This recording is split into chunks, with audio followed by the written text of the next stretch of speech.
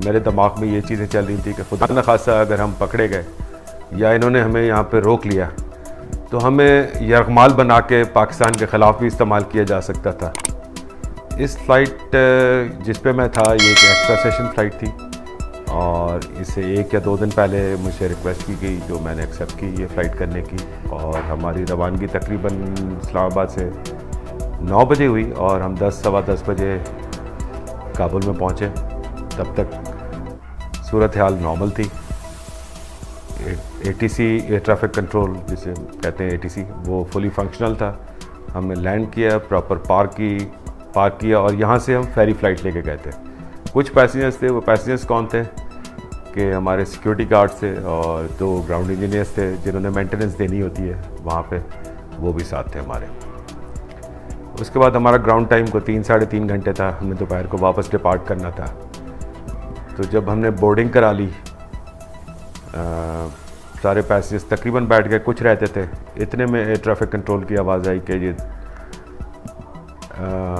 Due to some emergency in the ATC हम evacuate कर रहे हैं कंट्रोल टावर को, अपनी जगह को डिसलोकेट करते हुए हम मोबाइल यूनिट में शिफ्ट कर रहे हैं और फिर आपको कॉल बैक करेंगे। इतनी देर में आई कुड सी कि लोग मुख्तलिफ जगहों से कुछ दौड़ते हुए आ रहे थे, जो मुझे कुछ हालात नॉर्मल नहीं लगे। बहरहाल मैंने यहाँ कंपनी से रब्ता किया इस्लामाबाद में, उनको बताया, तो उन्होंने कहा जी हम सबको बता के फिर आपको कॉल बैक करते हैं। 5-10 मिनट में उनके कॉल आई मुझे, तो उन्होंने ये बताया कि वहाँ पे कि वो टावर शिफ्ट कर रहे हैं और हमारी ATC से बात हुई है, वो जो ही वहाँ पे आएंगे, क्योंकि अभी वो एयरपोर्ट उन्होंने सिविल के लिए बंद कर दिया है, वो अपने ट्रूप्स को इवैक्यूएट कर रहे हैं, तो वो आपको 15 मिनट में पुश बैक दे देंगे। उन्होंने मुझे ये बताया कि हमारा CEO, हमारा डायरेक्टर फ़्लाइट ऑप्स और बाकी तमाम फ़्लाइट ऑपरेशन की टीम जो थी, they are in the loop. तो टावर ने जब रब्ता किया तो सबसे पहले उन्होंने हमारा जो कंपनी 777 था उसको रवाना किया वहाँ से। उसके बाद एक और एयरलाइनर था कतर एयरवेज़, उनको रवाना किया।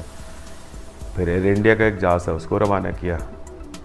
आखिर में हम थे। जब हमारी बारी आई तो उन्होंने कहा कि जी हम सिविल एयरक्राफ्ट ट्रैफिक के लिए ये सस्पेंडेड है ऑपरेशंस। तो मैंने पूछा कब तक, उन्होंने कहा जी हमें भी नहीं पता। अच्छा, हमारे लोगों ने भी रब्ता किया इस्लामाबाद से, यहाँ से उन्होंने पूरे अपने डिप्लोमेटिक रिसोर्सेज यूज़ किए, COPIA ने बज़ात खुद, और हमारे डायरेक्टर फ़्लाइट ऑपरेशंस भी अपने चैनल्स के थ्रू लगे हुए थे किसी तरीके से।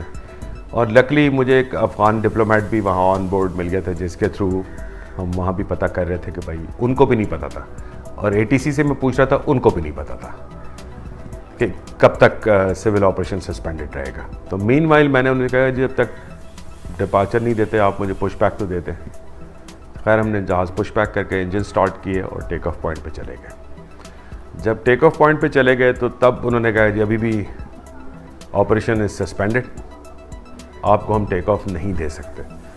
उस वक्त मैंने जो को पायलट थे मेरे साथ सज्जाद वली साहब, उनको मैंने लूप में लेके ये कहा कि अगर नहीं देते तो हम बग़ैर ऑथराइजेशन के टेक ऑफ कर जाएंगे। ज़्यादा से ज़्यादा ये हुआ कि वायलेशन फ़ाइल होगी हमारे ख़िलाफ़। लेकिन बात यह है कि उस वक्त जो था ना, हमें दिमाग में जो चीज़ मेरे आ रही थी वो safety of the passengers, safety of the aircraft and the safety of the crew था।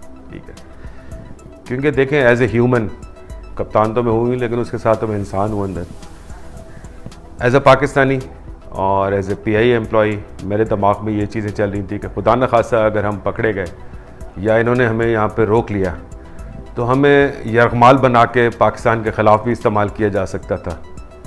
ठीक है ना, तो Pakistan could have been in a compromising situation. ठीक है ना, तो वो मैं नहीं चाहता था किसी सूरत में भी कि ये नहीं हो। तो इसलिए मैंने I had to take co pilot on board with this decision कि जी come what may we have to take off. ठीक है ना, तो इतने में थोड़ी देर बाद को 1 घंटा ये गुजर गया हमें वहाँ पे रनवे के करीब खड़े होकर। ATC फाइनली उन्होंने कहा जी काबुल ATC 0, दैट मीन्स के देयर इज़ नो ATC। अब आपकी जो मर्जी है जहाज़ पे खड़े रहें, पार्क करें, जो मर्जी है करें। सारे मिलिट्री ट्रैफिक थी वहाँ पे, on their own take off कर रहे थे। उस वक्त सिर्फ मैंने केबिन क्रू में एक अनाउंसमेंट की कि जी आप अपनी अपनी सीटों पे बैठ जाएंगे, टेकिंग ऑफ। तो हमने जल्दी से वहाँ से टेक ऑफ किया। बस अल्लाह ने हमें इज़्ज़त बख्शनी थी या जान बख्शनी थी, हमें वहाँ से निकालना था। अल्लाह ने मदद भी की और मौसम भी बड़ा अच्छा था कि विजिबिलिटी इतनी अच्छी थी कि मैं विजुअली बाकी ट्रैफिक को अवॉइड किया, क्योंकि मिलिट्री ट्रैफिक काफ़ी थी। कुछ एयरक्राफ्ट थे और कुछ हेलीकॉप्टर्स थे, जिसमें गनशिप हेलीकॉप्टर्स भी थे और इनके कार्गो हेलीकॉप्टर्स भी थे, स्टूक्स, जिनसे बचते बचाते। अगर ये क्लाउडी होता मौसम तो मेरे लिए बड़ा दुश्वार होता। बस ऐसा सेट के जी अल्लाह ने मेहरबानी करनी थी। वहाँ से 15,000 या 16,000 फीट तकरीबन पहुँचने के बाद तो मेरा पॉजिटिव रेडार कांटेक्ट हो गया दोहा वाले के साथ। दोहा जो काबुल का ATC जो है वो दोहा में बैठ के वो रन करते हैं, वॉक पे बैठ के। उन्होंने फिर हमें मज़ीद ट्रैफिक सेपरेशन दी, रेडार हेडिंग्स दे के डिफरेंट उस पर। फिर उन्होंने अफ़गानिस्तान एयर स्पेस क्रॉस करा के, तो that's how we got into the Pakistani air space. हमने जो टेक ऑफ किया ये कोई शाम के 6:25 क्लोज टू मगरिब टाइम था। मेरे ख्याल से अगर हम थोड़ी सी भी डिले कर देते तो या वो मॉब आ जाता, जो आपने देखा है कि वहाँ पे लोग आ गए थे जहाज़ों पे आगे पीछे। अब कुछ नहीं पता आपको क्या होता, क्योंकि हमारे जहनों में तो पिक्चर क्लियर नहीं थी ना कि एक्चुअली क्या हो रहा है। Because all I could see was military flying all around, gunship helicopters flying all around, ठीक है। कुछ तो फ्लेयर्स भी छोड़ रहे थे अपनी प्रोटेक्शन के लिए, ताकि हीट सीकिंग मिसाइल उनको ना लगे, और शेलिंग भी कर रहे थे दूर दराज इलाकों में, दूर से नज़र आ रहा था। और फिर हमारे पास एक और चैलेंज थी कि जब पैसेंजर्स काफ़ी देर से जो बैठे हुए थे वो ना पैनिक कर जाएं, फिर उनको काम डाउन रखना, जो कि केबिन क्रू ने बड़ा साथ दिया हमारा उस बात पे, ठीक है। फिर हमारे इंजीनियर्स भी थे ऑन बोर्ड, हमारे सिक्योरिटी के स्टाफ भी।